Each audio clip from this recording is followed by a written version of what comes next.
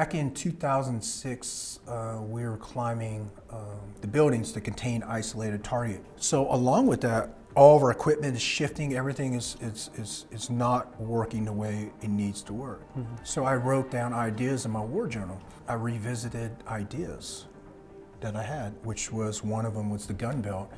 And we launched the gun belt, and that became really successful. Now, majority of the special operation units, along with conventional units, are using our Ronin gun belt, the same belt I designed in 2006, climbing the buildings of Iraq.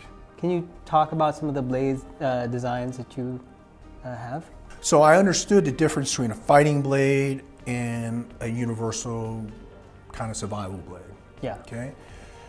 Being a Green Beret, you have to have both worlds.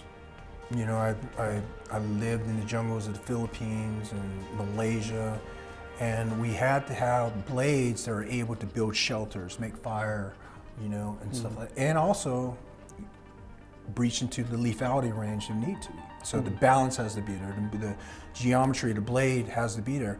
So when I designed a blade, that's what I'm looking at. Knife or Death is kind of like ninja warrior with a blade. You're running through an obstacle course with a blade. So I'm the co-host next to Bill Goldberg, and I'm the tactical expert. So I'm able to look at many knives, many swords, right? I'm able to dive back in history and go, okay, this sword was used for this. This sword was used for this. Sword was great for agricultural, you know, advantages. This sword is made for killing. You know what I mean? Mm-hmm. So during the process of Knife or Death, the History Channel, I was able to learn more.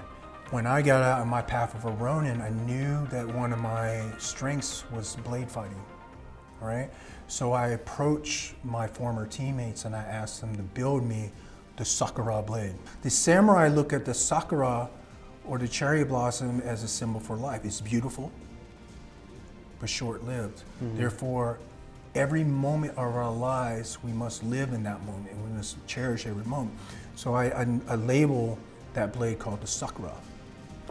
This morning I released the Shinto blade. Shinto in Japanese means the practice of the ways of the old to the ways of the new. Being a Green Beret, I'm trained in the ways of the old, and I fight in the modern day war, so the way of the new, right?